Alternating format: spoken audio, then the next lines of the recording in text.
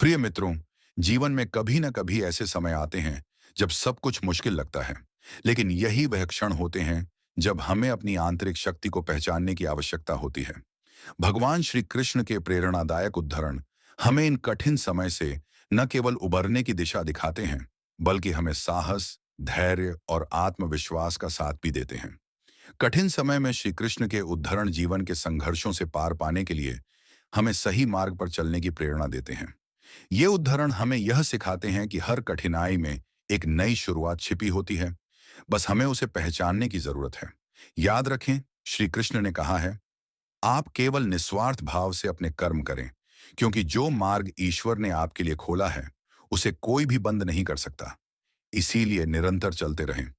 मनुष्य का जीवन उसके कर्मों पर निर्भर होता है। जैसे वह कर्म करता है, उसका जीवन उसी के अनुरूप बनता है। व्यक्ति जो चाहे बन सकता है, यदि वह विश्वास के साथ इच्छित वस्तु पर लगातार चिंतन करे। मन बहुत चंचल है, जो इंसान के दिल में उथल पुथल कर देता है। जैसे वे मेरे पास आते हैं, वैसे ही मैं उन्हें ग्रहण करता हूँ। सभी पथपार्थ मानव को मेरी ओर ले आते हैं। इंद्रियों से मिलने वाला सुख पहले तो अमृत जैसा लगता है, लेकिन अंत में यह विष के समान कड़वा होता है। जब ध्यान में महारत हासिल हो जाती है, तो मन हवा रहित स्थान में दीपक की लौ की तरह अडिग रहता है। हे अर्जुन, तीनों लोकों में मेरे पाने के लिए कुछ भी नहीं है, और न ही कुछ ऐसा है जो मेरे पास नहीं है। मैं अभिनय करना जारी रखता हूं, लेकिन मैं अपनी किसी जरूरत से प्रेरित नहीं हूं। कर्म मुझ पर इसलिए नहीं टिकते क्योंकि मैं उनके परिणामों से जुड़ा नहीं हूं। जो लोग इसे समझते हैं और इसका अभ्यास करते हैं, वे स्वतंत्रता में रहते हैं। ज्ञान की भेंट किसी भी भौतिक भेंट से बेहतर है, क्योंकि सब कामों का लक्ष्य आत्मिक बुद्धि है। जैसे आग की गर्मी लकड़ी को राख कर देती है, वैसे ही ज्ञान की आग सभी कर्मों को भस्म कर देती है। अपना काम हमेशा दूसरों के कल्याण को ध्यान में रखकर करें। कर्म का फल व्यक्ति को उसी तरह ढूंढ लेता है, जैसे कोई बछड़ा सैकड़ों गायों के बीच अपनी मां को ढूंढ लेता है। आत्मा ना जन्म लेती है, न मरती है। नेहा इसे जलाया जा सकता है, ना ही इसे भिगोया जा सकता है। आत्मा अमर व अविनाशी है। इस संसार में कुछ भी स्थायी नहीं है। आत्मा शरीर को वैसे ही छोड़ देती है, जैसे मनुष्य पुराने कपड़ों को उतारकर नए कपड़े धारण कर लेता है। मन शरीर का हिस्सा है।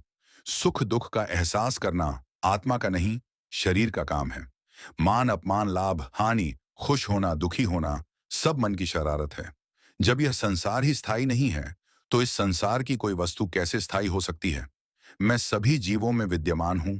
मैं चींटी में भी विद्यमान हूं, और हाथी में भी विद्यमान हूं। सारे रिश्ते नश्वर हैं और केवल शरीर से जुड़े हुए हैं। जैसे ही व्यक्ति की मृत्यु हो जाती है, आत्मा शरीर को छोड़ देती है। आत्मा का शरीर से जुड़े रिश्तों से कोई नाता नहीं रह जाता है। मेरे भी कई जन्म हो चुके हैं। तुम्हारे भी कई जन्म हो चुके हैं। ना तो मेरा आखिरी जन्म है और ना यह तुम्हारा आखिरी जन्म है। वर्तमान परिस्थिति में जो तुम्हारा कर्तव्य है, वही तुम्हारा धर्म है। धर्म व्यक्तिगत होता है। मैं किसी के भाग्य का निर्माण नहीं करता, ना ही किसी के कर्म फल में दखल देता हूं। व्यक्ति या जीव का कर्म ही उसके भाग्य का निर्माता होता है। क्रोध इंसान का सबसे बड़ा शत्रु होता है।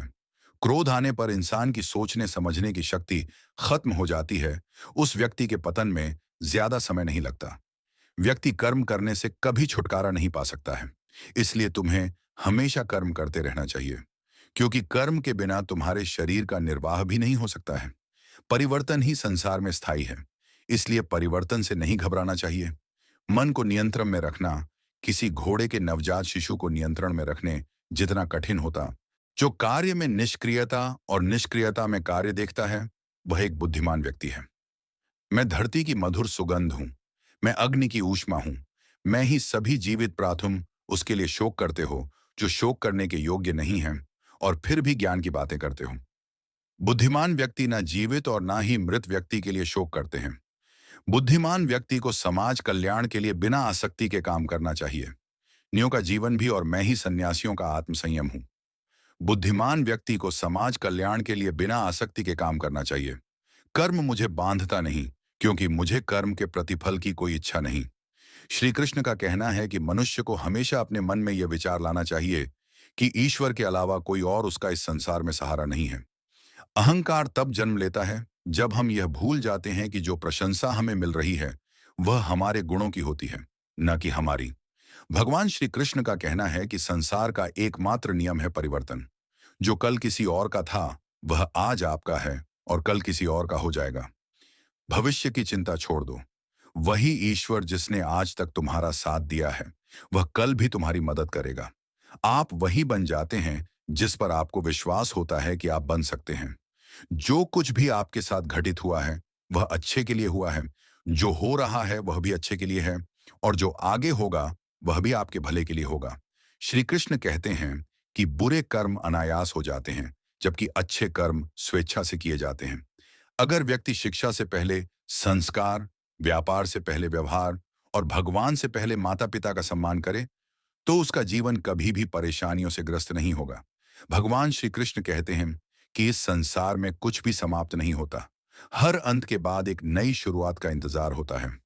जीवन में कभी अवसर मिले तो दूसरों के सारथी बने, न कि स्वार्थी। धर्म का असली रूप कर्मों से ही परिभाषित होता है। कर्मों के बिना धर्म की कोई असल पहचान नहीं है। लोग सत्य को छुपाने की कोशिश करते हैं, लेकिन सत्य कभी भी दब नहीं सकता और न ही मिट सकता है। मौन सबसे अच्छा जवाब है जब सामने वाले व्यक्ति के लिए आपके शब्दों की कोई अहमियत न हो। भगवान श्री कृष्ण कहते हैं कि जब भी इस संसार में अधर्म बढ़ेगा और धर्म कमजोर होगा, तब मैं अवतार लूंगा और धर्म की पुनर्स्थापना करूंगा। मनुष्य की आस्था की असली परीक्षा तब होती है जब उसे उसकी इच्छाएं न मिलें, फिर भी वह भगवान के प्रति आभार महसूस करे। भगवान श्री कृष्ण कहते हैं कि जब भी इस संसार में अधर्म बढ़ेगा और धर्म कमजोर होगा, तब मैं अवतार लूंगा और धर्म की पुनर्स्थापना करूंगा। मनुष्य की आस्था की असली परीक्षा तब होती है जब उसे उसकी इच्छाएं न मिलें, फिर भी वह भगवान के प्रति आभार महसूस करे। जीवन और युद्ध में सफलता केवल 3 गुणों से मिलती है: धैर्य, धर्म और साहस। श्री कृष्ण कहते हैं कि जो व्यक्ति अपने मन पर नियंत्रण नहीं रखता, उसका मन उसे नियंत्रित कर लेता है और वही उसका शत्रु बन जाता है।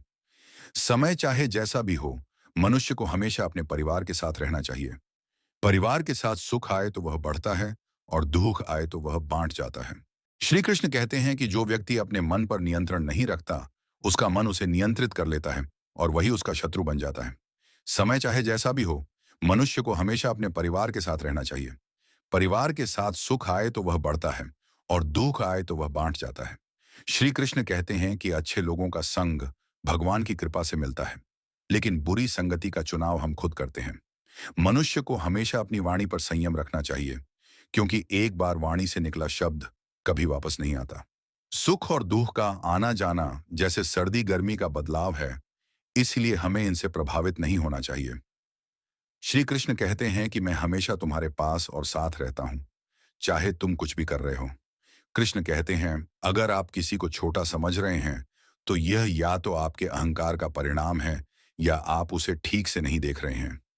जीवन में कभी निराश मत हो, क्योंकि कमजोर वक्त होता है, आप नहीं।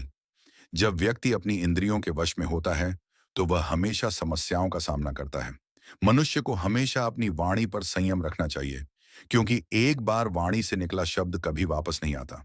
सुख और दुख का आना जाना जैसे सर्दी गर्मी का बदलाव है, इसलिए हमें इनसे प्रभावित नहीं होना चाहिए।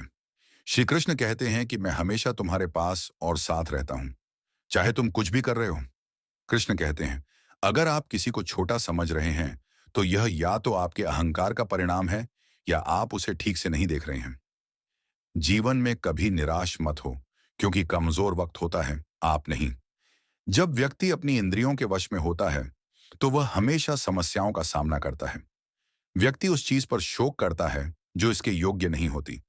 एक बुद्धिमान व्यक्ति कभी किसी जीवित या मृत के लिए शोक नहीं करता। अगर आप दूसरों से अच्छे की उम्मीद रखते हैं, तो खुद भी बुरा करके उन्हें निराश न करें। जो कुछ भी आपके साथ घटित हुआ है, वह अच्छे के लिए हुआ है। जो हो रहा है वह भी अच्छे के लिए है, और जो आगे होगा वह भी आपके भले के लिए होगा। श्री कृष्ण कहते हैं कि बुरे कर्म अनायास हो जाते हैं, जबकि अच्छे कर्म स्वेच्छा से किए जाते हैं। कि अभी आप कैसे जी रहे हैं? यदि कोई इंसान जो चाहता है उसे विश्वास के साथ करता है, तो वह जो चाहे बन सकता है। मैं प्रत्येक जीव के हृदय में आसीन हूं और मुझसे ही स्मृति, ज्ञान तथा विस्मृति होती है।